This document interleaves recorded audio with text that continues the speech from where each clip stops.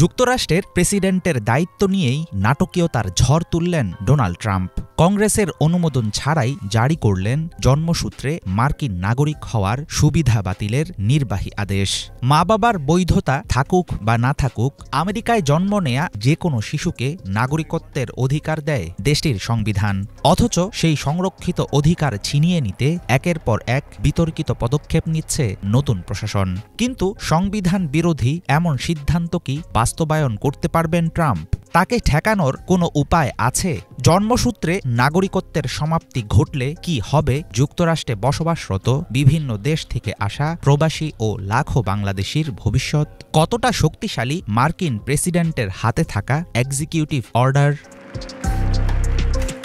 নির্বাহী আদেশ বা এক্সিকিউটিভ অর্ডারের মাধ্যমে কংগ্রেসকে পাশ কাটিয়ে কেন্দ্রীয় সরকারকে যে কোনো লিখিত আদেশ দিতে পারেন মার্কিন প্রেসিডেন্ট। যুদ্ধকালীন সময় ও অভ্যন্তরীণ সংকট মোকাবেলার জন্যই মূলত প্রেসিডেন্টকে এমন ক্ষমতা দেয় যুক্তরাষ্ট্রের সংবিধান। সরকারের উপর ব্যক্তিগত প্রভাব খাটাতে এক্সিকিউটিভ অর্ডার নামক হাতিয়ার ব্যবহার করে থাকেন আমেরিকার রাষ্ট্রনেতারা। এরকম একটি নির্বাহী সিদ্ধান্তের মাধ্যমেই জন্মসূত্রে মার্কিন নাগরিকত্বের সুবিধা বিলোপ করতে চাইছেন বর্তমান প্রেসিডেন্ট ডোনাল্ড ট্রাম্প। এর সরাসরি প্রভাব পড়বে আমেরিকা প্রবাসী বাংলাদেশিদের রেমিটেন্স প্রবাহে। ভয়ঙ্কর ক্ষতিগ্রস্ত হবে যুক্তরাষ্ট্রে উচ্চশিক্ষার জন্য যাওয়া শিক্ষার্থী ও দেশটিতে নাগরিকত্বের অপেক্ষায় থাকা লাখো বাংলাদেশি। একই সাথে এর জেরে বিপদে পড়তে পারে খোদ আমেরিকা। এছাড়াও দেশটিতে প্রবেশের ক্ষেত্রে আগের চাইতে কঠিন হবে নানা পর্যায়ে স্ক্রিনিং ও যাচাই বাছাই প্রক্রিয়া। কোনো অবৈধ অভিবাসী কিংবা পর্যটন সহ নানা ধরনের সামরিক ভিসায় যুক্তরাষ্ট্রে অবস্থান করছেন এমন কেউ সন্তান জন্ম দিলে সেই শিশুকে যেন নাগরিকত্বের কাগজপত্র না দেয়া হয়। ফেডারেল সরকারের বিভিন্ন সংস্থাকে এমন নির্দেশ দিয়েছেন রিপাবলিকান নেতা ডোনাল্ড ট্রাম্প। এর ফলে আদেশ জারির ৩০ দিন পর যেসব শিশু আমেরিকায় জন্ম নেবে তাদের মা বাবা কোনো একজনের বৈধ স্ট্যাটাস না থাকলে সেই সন্তানকে দেয়া হবে না মার্কিন পাসপোর্ট ও ভিসা।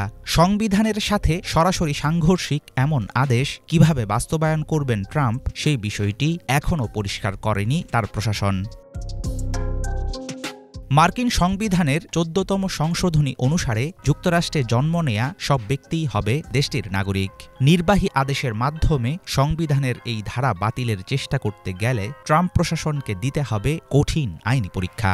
জন্মসূত্রে নাগরিকত্ব পাওয়ার অধিকারে বিধিনিষেধ আরোপে ট্রাম্পের নির্বাহী আদেশকে এর মধ্যেই চ্যালেঞ্জ করেছে ডেমোক্রেট নিয়ন্ত্রিত ২২টি অঙ্গরাজ্য, ২টি শহর ও যুক্তরাষ্ট্রের বিভিন্ন নাগরিক অধিকার সংগঠন।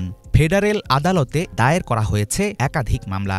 মামলার বিষয়ে হোয়াইট হাউসের আনুষ্ঠানিক প্রতিক্রিয়া পেলে তখন আরও পরিষ্কার হতে পারে ট্রাম্প প্রশাসনের অবস্থান।